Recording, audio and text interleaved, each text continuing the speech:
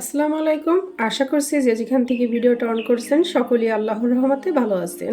আজ আমি তৈরি করে দেখাবো রাজহাঁসের মাংস রান্না। নারকেল বাটা দিয়ে রান্নাটা তৈরি করব। এটা কিন্তু খুবই সুস্বাদু হয়ে থাকে আর আমরা রেসিপিটা খুব সুস্বাদু করেই তৈরি করব। চলুন তাহলে আমরা রেসিপি শুরু করি। এখানে আমি নিয়েছি হাঁস, রাজহাঁস। এই হাঁসটাকে আমি কেটে নিব। কেটে তারপরে আমি এটাকে অন্য প্রসেস করব। নিয়ে নিচ্ছি শুকনো মরিচ। এখন এখানে আমি শুকনো মরিচটাকে একটু ভিজিয়ে দিচ্ছি।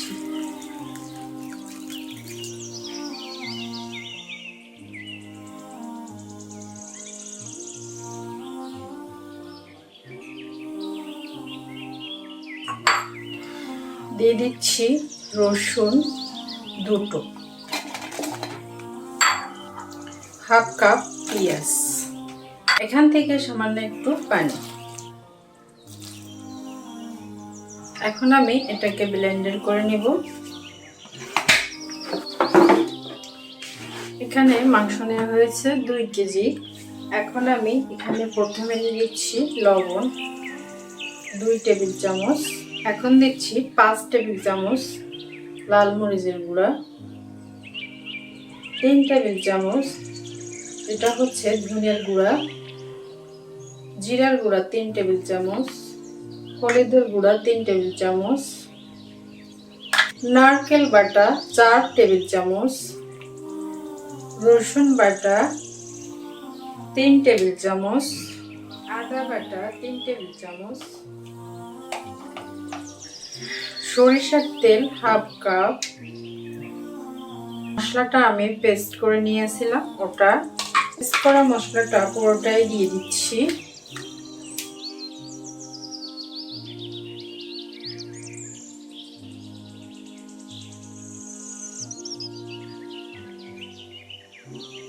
এখন আমি হাঁড়িটা গরম হওয়ার পর দিয়ে দিচ্ছি 1 কাপ তেল।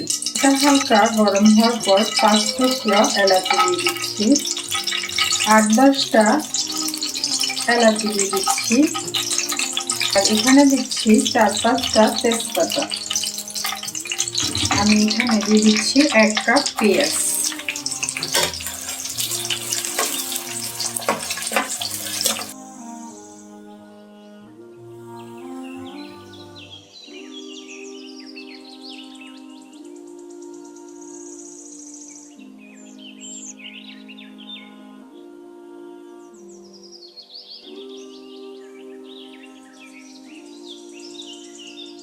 এখানে আমি দিয়ে দিচ্ছি 2 টেবিল চামচ গরম মশলা।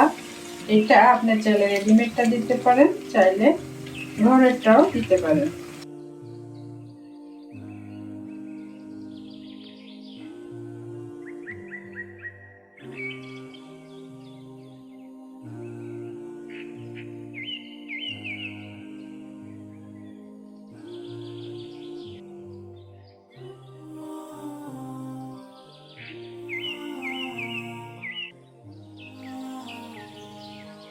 যে বোলটাতে আমি মাংসটাকে মাখিয়েছিলাম ওই বোলটা ধুয়ে একটুখানি পানি আমি দিয়ে দিলাম।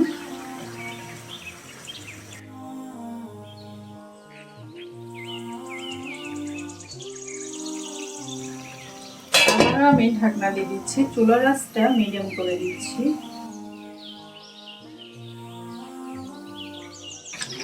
দিয়ে দিচ্ছি গরম পানি,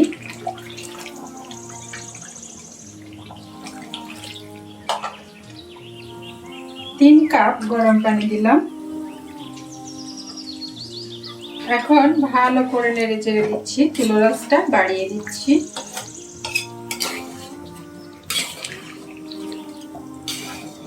বেশ কিছুক্ষণ ঢাকনা ছাড়া রান্না করব এটাকে। ঢাকনা ছাড়া এই রান্না হতে থাক। 5 মিনিটের মতো আমি এটাকে ঢাকনা ছাড়া জাল করছি। এখন আমি ঢাকনা দিয়ে দিব। এখন আমি ঢাকনা দিয়ে দিচ্ছি আর চুলার আঁচটা মিডিয়াম করে দিচ্ছি।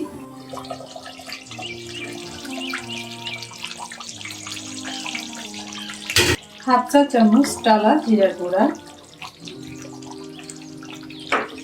তৈরি হয়ে গেল হাঁসের মাংস, নারকেল দিয়ে রান্না করা হাঁসের মাংস। রেসিপি যদি ভালো লাগে তাহলে একটা লাইক দিয়ে দিবেন আর একটু শেয়ার করে দিবেন। আল্লাহ হাফেজ।